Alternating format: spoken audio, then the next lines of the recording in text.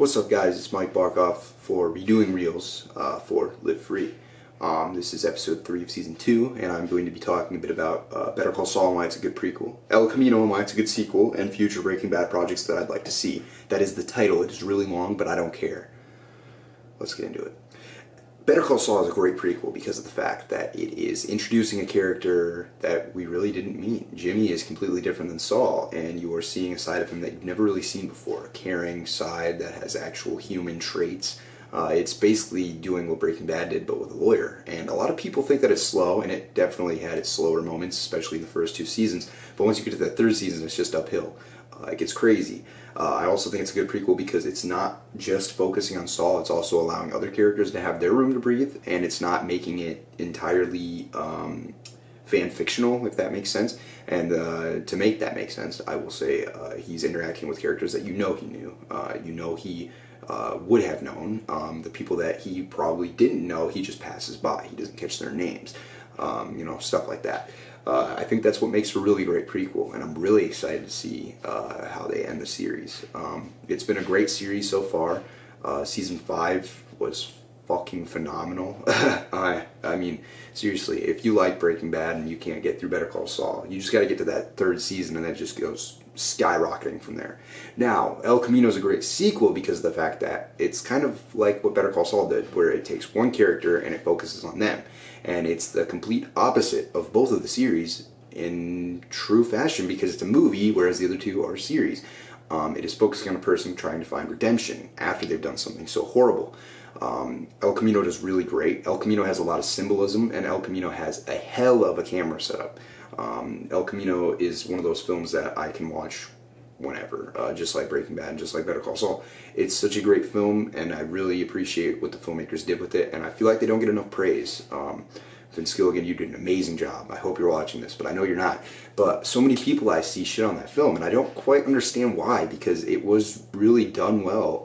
I know that there's 30 minutes of footage cut, and I do wish that we got that expansive version into Jesse's world after Breaking Bad, and hopefully someday we will.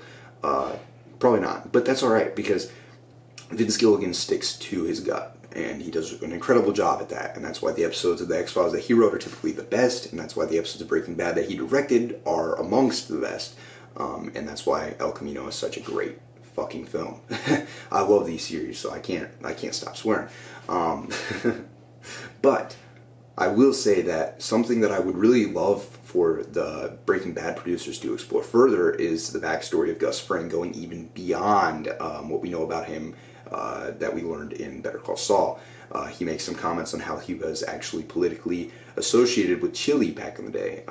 Not chili like the casserole, I know it's a soup or whatever, but chili like the place, the area, the location, where the GPS will send you driving to. But yeah, I think that would be great. I think it would also be kind of fun to do like a little mini series with Mike as a cop, and it doesn't need to be much. It could honestly just be him telling his story to his granddaughter, and then by use of flashbacks, it could show his days as cop.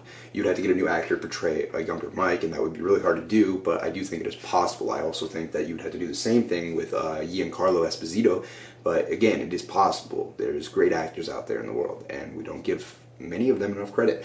I definitely think that those would both be pretty interesting series to do, mini-series. I think both of them, probably only 1 season of 8 episodes, 10 episodes would be perfect. I also think that something to do with the Salamancas would be really fun. Type of Godfather type movie based on the Salamancas. Almost more like Scarface, I suppose, not Godfather. But that would just be really fun to see all of the hectic battles that they get into, as a family and as a business. With other associates, other people. I think that one would be a really fun movie to explore. And you'd have a lot of forefront for Tuco Salamanca to be absolutely crazy in that, as well as, you could bring in Crazy 8. I don't know if there's a way to do so without ruining how he began off in Better Call Saul, but I think that you could probably work that in towards at least the 3rd act of the film. That's the other thing about that Salamanca film. You could do it in 3 parts. You could do one where Hector was able to walk and talk and, kick an ass on his feet. And then you could do a part that's focused on Tuco, and then you could do a part that's kind of Tuco later on, like right before Better Call Saul. I definitely think that that would be interesting. Let me know in the comments below if you agree, or if Breaking Bad should just end with Better Call Saul. I hope that's not your answer, because I love the series. But thank you guys for watching. Like, comment, subscribe if you feel like doing so. But above all else, don't forget that I'm going to keep doing this series whether you're fucking watching or not. That's a little joke thrown in there. But I hope you guys have a great night. Thank you for watching, and I'll see you soon. Sooner than you think.